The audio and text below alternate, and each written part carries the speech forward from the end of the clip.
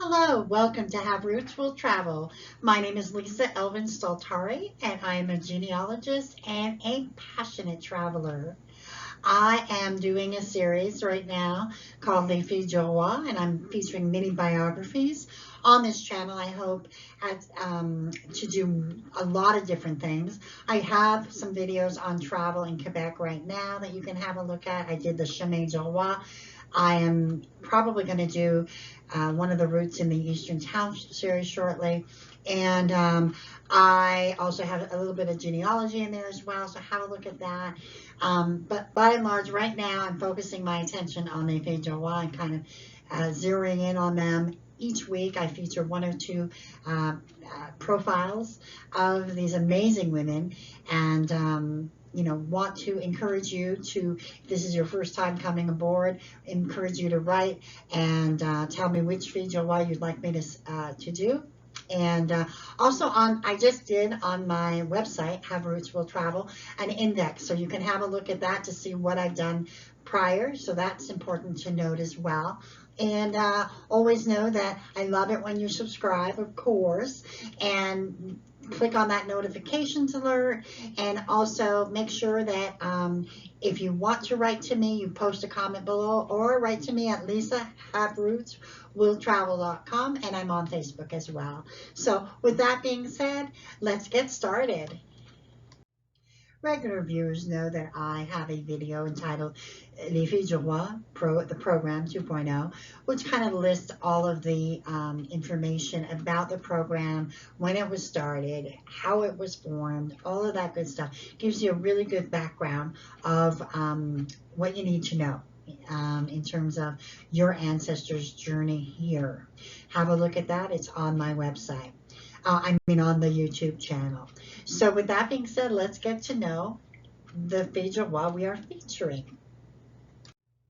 So Catherine Moite is part 2 of our study of the Moite sisters. She's also a viewer request. But when I looked at my files, I saw that one of my oldest and dearest friends from elementary school and high school in particular, that was her ancestry too. So she's going to be getting a little surprise from me to say, hey, this is you.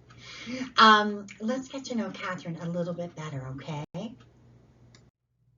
So Catherine was born June 14th, 1649, so she's the younger of the Moite sisters. She was also born in Saint Barthélemy Parish, the church that you can see listed or pictured on your left. In La Rochelle, which is the top portion, and then the map where I've circled where La Rochelle is, you can see that it truly is on the border, on the Atlantic Ocean. And her parents were Jacques Moitié and Françoise Langeret. Jacques was a master woolen manufacturer. He was also a court officer and a sergeant royal, a royal sergeant. So, she came from some degree of I would say noblesse, or probably not nobility, but definitely upper middle class. Let's talk a little bit about La Rochelle. It was founded during the 10th century and became an important harbor in the 12th. Until the 15th century, La Rochelle was to be the largest French harbor on the Atlantic coast, dealing mainly in wine, salt, and cheese. And I say this every time, the good stuff. The name La Rochelle was first recorded in 961 as Rupella, from a Latin diminutive meaning little rock.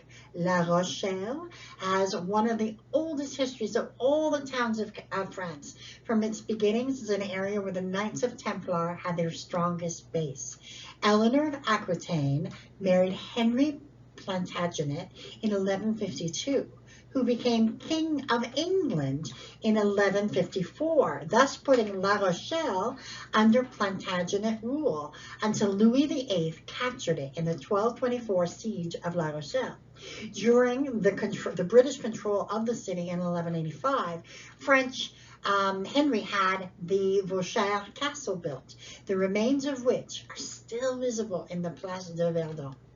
From 1568 on, La Rochelle became a center for the Huguenots. It was in La Rochelle that the Protestant revolts occurred and created the uprising that would become known as the Siege of La Rochelle.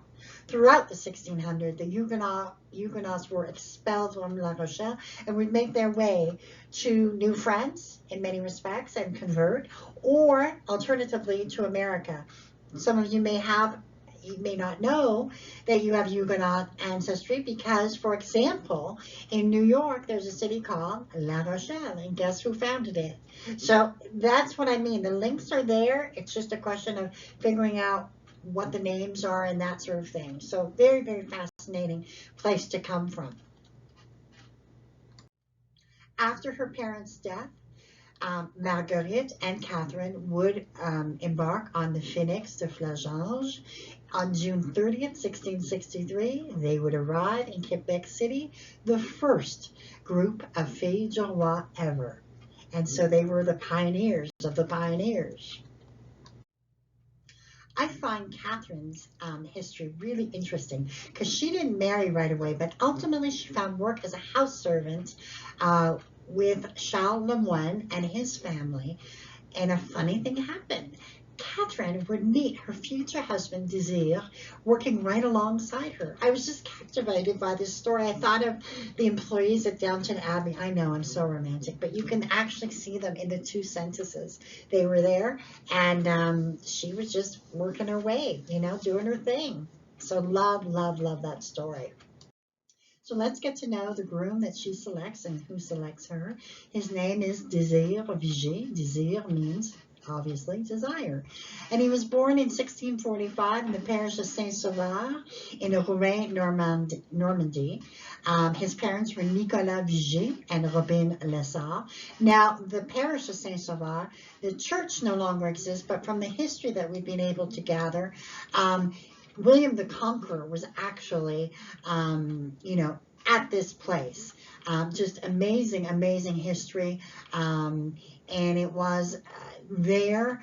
It was destroyed in 1225, rebuilt, and Rouen is the place where Joan of Arc was burned at the stake.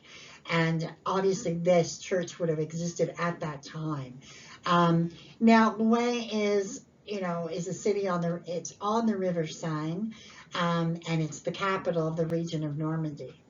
And it really has an amazing historical, story, and at one time was the largest city in medieval Europe. It played a prominent role in both English and French histories from about the 11th to the 15th century.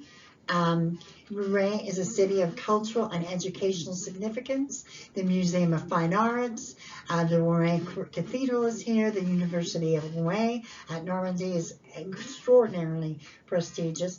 And it was from this place that the Statue of Liberty sailed in June of 1885, l'Armada.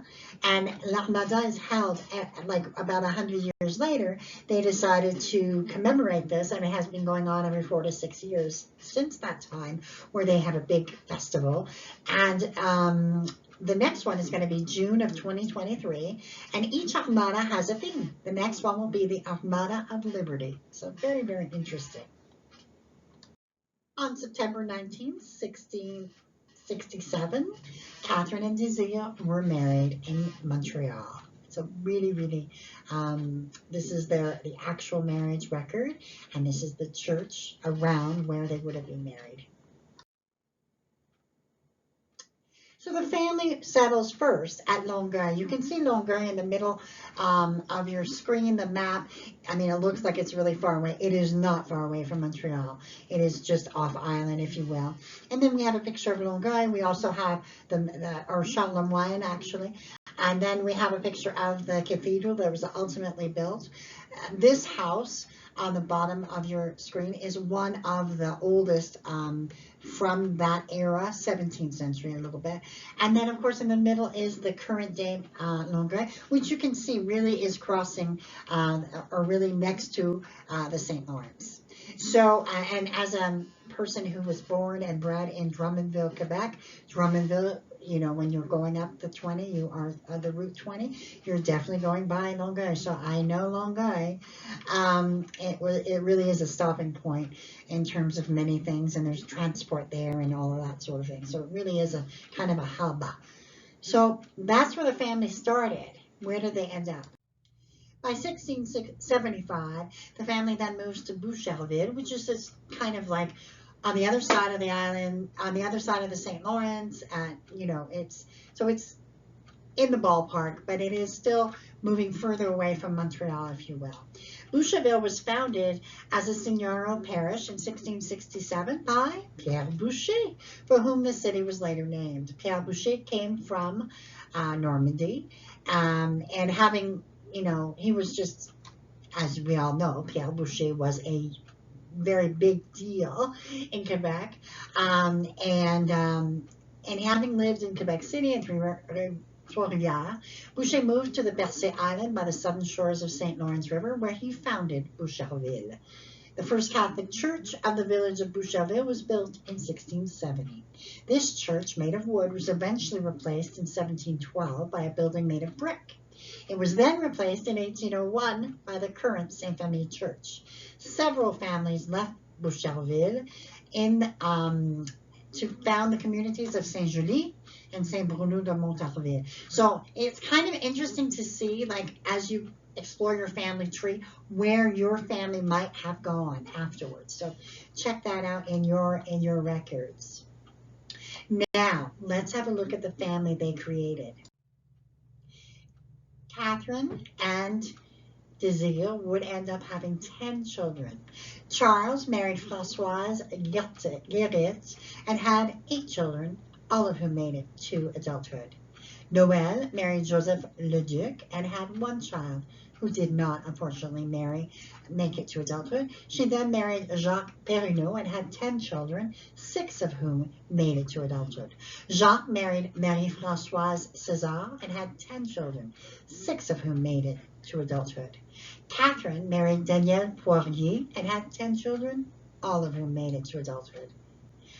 Marie-Françoise married Jean Bourget,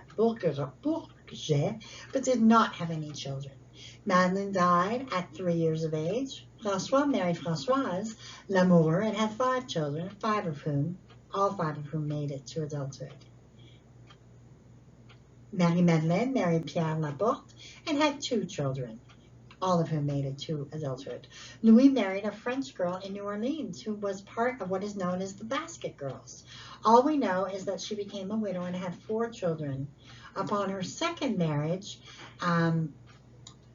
this is when it was listed. So this is a case where DNA will be amazing to link these unknown children to the remainder of the family. Maurice would end up dying a few days after birth. Désir would pass away March 5th, 1688, at the heartbreaking age of 42. This meant that Catherine would be a widow with 8 children, ranging in age from 20 years to 3 years of age. And in true New France fashion, one man dies and another arrives. Who came along? Her new husband was named Jean Poirier, dit La Jeunesse, and he was born in 1647. He was also a soldier in the Carignan regiments, and he was from the Dordogne region of France. And now he was previously married to Fille du Roi Marie Langlois and had 10 children. So Jean and Catherine would marry in 1688. The household of Jean and Catherine would include 10 Poirier children and 8 Viger children. They would actually have 1 child who was born in 1690, but ultimately passed away at birth. So that was a sad note for them. Jean and Catherine were together for a remarkable 34 years before Jean passed away on February 18th, 1722, at a really remarkable age of 75. Catherine would go on and live another 5 years, passing away at 78, which is again amazing, during that period. And she would die on October 21st, 1727. They are both buried at Boucherville. Here are some more resources available to you. I really urge you to check out La Société des Filles du Roi et Soldats du Carignan, which is an excellent association of which I am a member. I'm also the membership chairperson. And even before I was a member, I used this site a lot for just the resources that they have available. And once you become a member, you get the journal and you get a beautiful certificate and all that good stuff. So have a look at that. Also, a recent find has been the Filles du Roi Descendants group on Facebook. You check it out because it really does have a lot of information and just connections that you can make. And then a website that I use consistently is Migration. I've listed all of these addresses on the bottom of the notes page. And the Migration website is like, I call it everything you ever wanted to know about Filles du Roi and their ships and the soldiers, and there's even a part of the Filles à Marier, which I'll be looking at. That'll be my next series. But you got to check this site out. It really is amazing. And now we leave Catherine. But before we leave Catherine, I want to acknowledge her amazing contribution in that poll that, or not the poll, but the analysis, the study that they did in 1729. She is in the top 10 of the ladies who provided as ascendancy. By 1729, she had 193 descendants, which is a remarkable feat. And each of her husbands was, you could tell. I mean, she was married to Désir for almost 20 years and then married to Jean for another 34. So, I mean, this is a woman who really, really was a partner and someone who really focused on creating a life for herself. And the fact that she had so many descendants and so many of her people continued her line. It's just an amazing testimony to her strength. And for that, we thank her and we salute her contributions to New France. And with that, I bid you adieu and au revoir until I see you again on episode number 69.